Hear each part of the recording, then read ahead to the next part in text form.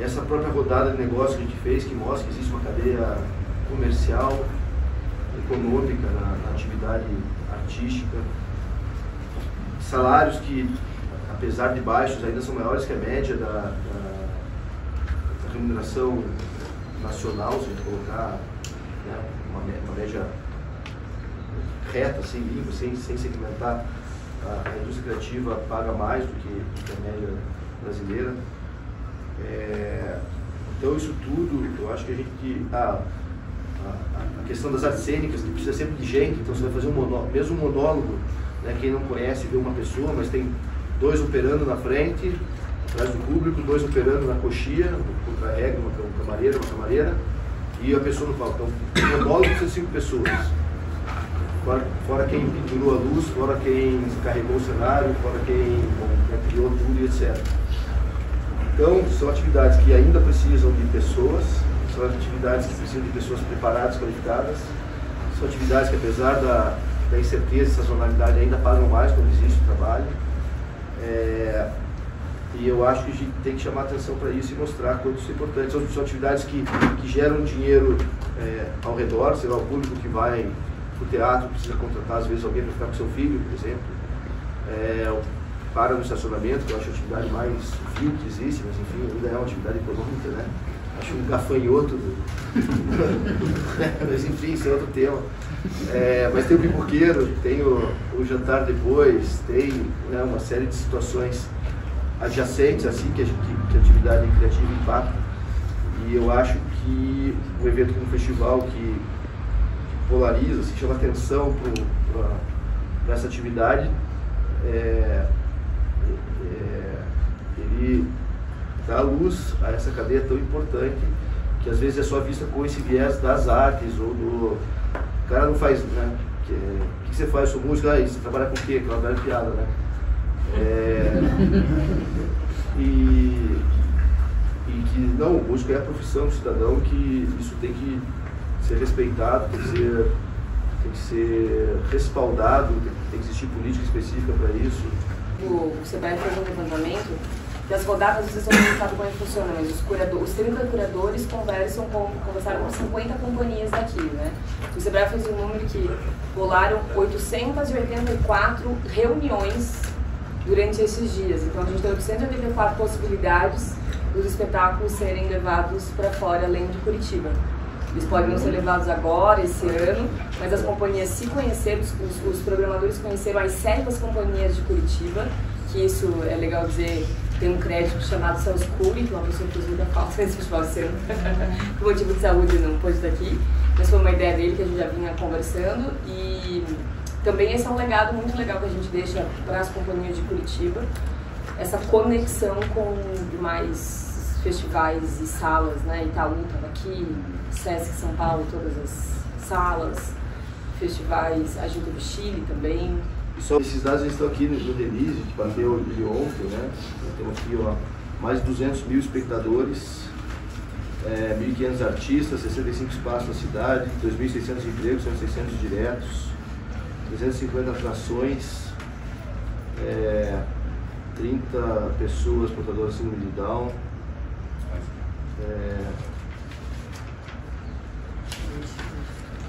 Tá. Aqui no final tem esse resumo, então vamos lá. 200 pessoas, 20 toneladas de cenário, 20 toneladas de luz, 3 caminhões de luz de fora, 15 toneladas de som. Nossa Lúcia Camargo, que é uma outra questão, a dela aqui, que a prefeitura, até hoje, uma questão que não dá para entender, não ser uma questão pessoal, não homenageou a Lúcia formalmente, né? Lúcia é um ícone da cidade. Presidiu a Fundação Cultural. Presidiu a Fundação Cultural, foi secretário de Cultura, assessor, enfim, não tem um movimento da prefeitura, né? Do atual governo municipal homenageando ela, que é uma vergonha, na minha opinião. Aí assessores essas, etc. Então a pergunta é, quantas pessoas, esses números estão aqui, mas assim, o que faz essas pessoas? Eu acho assim, minha formação é administração, né? E eu, particularmente, eu nunca entendi que as ruas sejam assim, a rua do carro, uma loja do lado da outra. Eu, se fosse abrir uma loja de carro, eu abrir uma loja onde não tem nenhuma outra loja de carro. Mas assim, farmácia, eu soube que o amigo meu corretor de imóvel falou que a farmácia quer sempre a esquina na frente da outra farmácia. Eles gostam de estar juntos, né? A Rua das Noivas tem em São Paulo. E eu acho que um pouco desse fenômeno que eu não entendo é que quanto mais você oferece, mais público que você tem, mais chama atenção e etc. Então eu acho que esse movimento que não é só do festival, obviamente, né? Ele é muito, vem da... A gente cria o fato, mas vocês estão aqui, vocês criam a versão, não a versão, a espaço versão. Importante isso. Essa versão criada faz com que exista aí uma catarse coletiva e isso traz as pessoas para experimentar. Né? Eu usei esse argumento, eu usei argumentos esotéricos, eu usei argumentos racionais, eu usei argumentos, todos os argumentos, mas não adianta. Temos um imperador ali que não curte, né? Não curte que não é dele. Vocês viram a programação do Teatro do Paiol? Vocês viram a programação do Memorial de Curitiba? Vocês viram a programação do Solar do Barão? Quem não lembra aqui, são salas que pertencem à prefeitura, importantes. Teve ano que a gente tinha essas salas reservadas e foram desreservadas, como se o espaço não fosse público e tivesse uma prioridade. Por que desreservou? Porque pediu. Mas peraí, como pediu? Ninguém pode pedir, ninguém é dono dessa sala.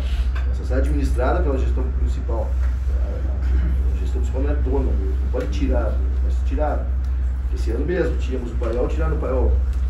Se vocês procurarem em qualquer agência de notícias da prefeitura, tem uma linha, como se o evento não existisse para a prefeitura, nas redes sociais, na agência de notícias, nada, nenhum material produzido. Sem contar, obviamente, apoio financeiro, porque o apoio financeiro de uma instituição como a prefeitura, como é dado para tantos outros eventos, ele vem com uma certa antecedência, isso é uma situação que nos pega pesadamente, né? Então, o festival acontece em março, a gente tem 80% da nossa receita de vinda de patrocínio, desses 80% de patrocínio, 90% dele é de verba incentivada. 10% é verba direta de comunicação das empresas. E esse dinheiro é decidido no final do ano. Então a gente fica fazendo um festival considerando o histórico, considerando a relação que a gente está desenvolvendo com as empresas, mas algumas empresas disseram para a gente no final do ano que não ia rolar. A prefeitura não tem essa questão. A prefeitura podia dizer para a gente amanhã que nos próximos 3 anos ela nos patrocina com valor X. E isso ia permitir que a gente fizesse conexões muito mais tranquilas. Por exemplo, se a gente for, o Festival de Edimburgo, que já falou várias vezes, é um evento que a gente se bebe da água, né? A gente se inspira, a gente plagia. A gente plagia. O Lord Byron, consultor gramatical. Então, quando a gente vai para Edimburgo, não é incomum das pessoas oferecerem parcerias para daqui 3 anos. Vamos montar um espetáculo, porque assim, os festivais se juntam, o festival na Ásia, o festival na Europa, o festival na América, cada um coloca uma grana e monta um puto espetáculo com um diretor fantástico, que só tem data para daqui 3 anos. Aí eu quero falar, 2026, vamos fazer uma coisa juntos? Cara, não sei se vai acontecer em 2024. Então... Em dezembro, a gente ainda... Em dezembro a gente ainda já está falando do festival, mas ainda com medo de que a gente está se comprometendo. Sendo que a programação a gente tem que fechar até dia 15 de janeiro, e 31 de dezembro a gente ainda não sabe exatamente que tamanho a gente vai ter. É insano. Então por isso... Não tem essa garantia, sabe?